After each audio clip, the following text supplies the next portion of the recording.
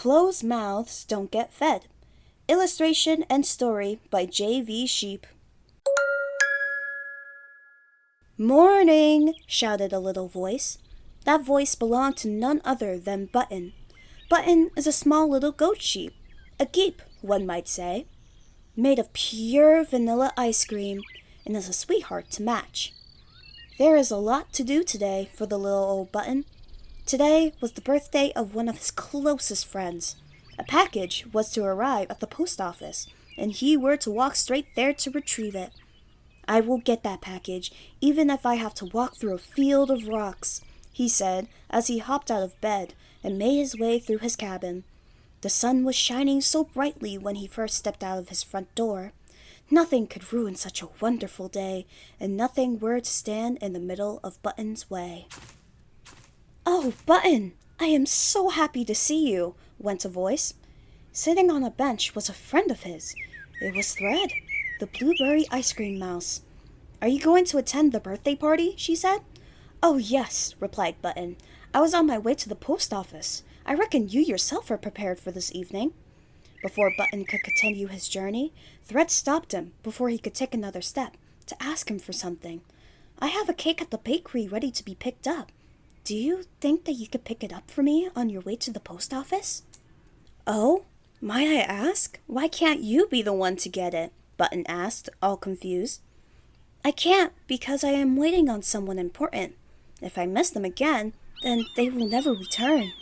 Button stood there for a second, thinking about it. Surely picking up a cake shouldn't be too hard. "All right," he said. "I will go.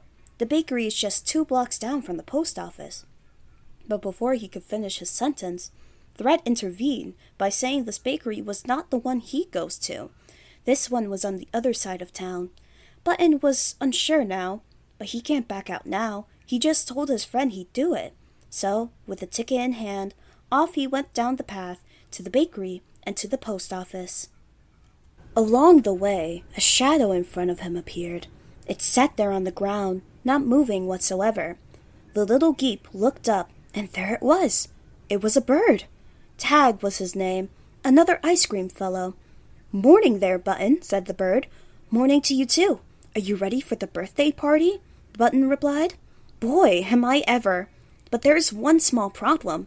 I haven't had time to fetch them a gift. Could you perhaps go to the store and get something for them? I can give you the money," the bird said from the sky. "Package pickup, cake delivery, and shopping?" Regardless, Button loves to help his friends.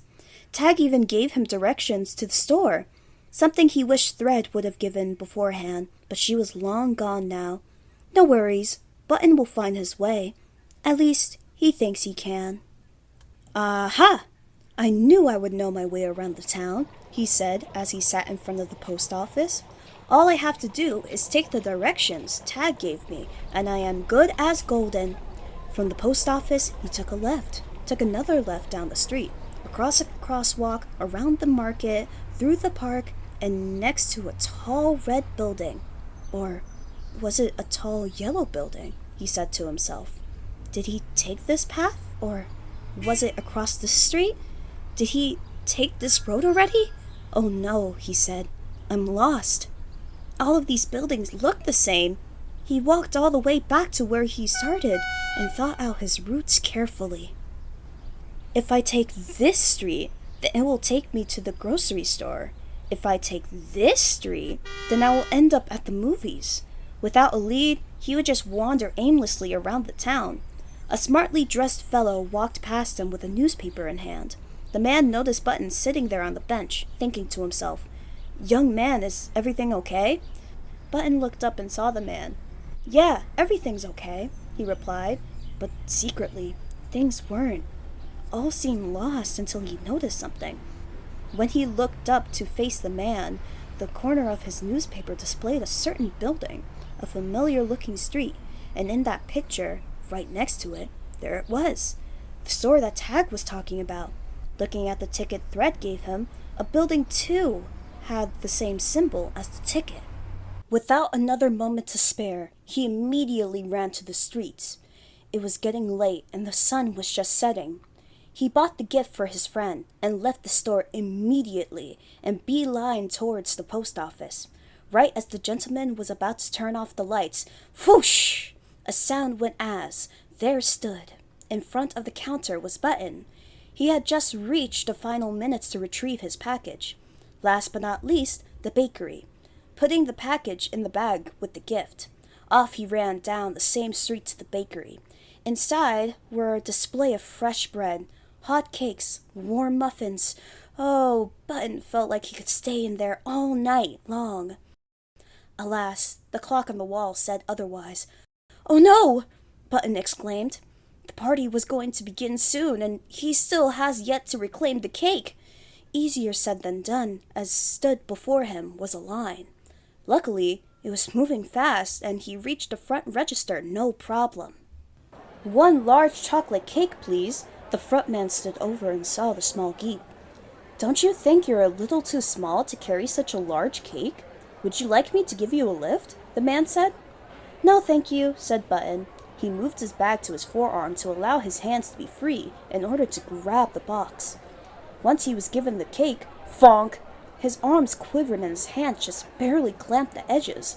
"Ooh, such a heavy cake," he thought to himself. It felt like he was carrying rocks in the cake. The journey to his friend's place was going to be a nightmare. Narrowly avoiding an oncoming trolley, his legs could have become pancakes. He couldn't see what was in front of him due to this large pink box covering his entire face. He had to look up and see the buildings to know where he was going. Once he was out of town, it was a matter of following the dirt path to the party.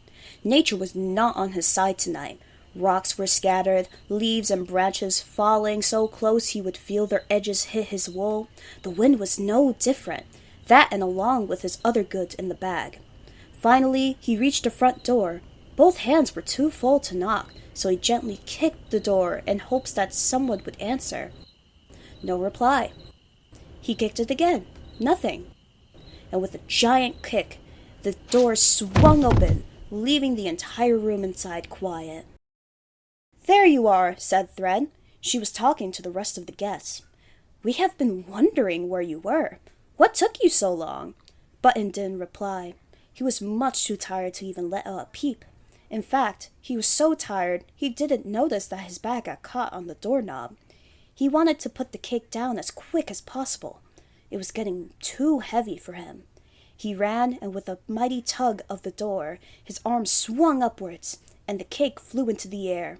A panic filled Button's body as he sprung into action, attempting to catch it.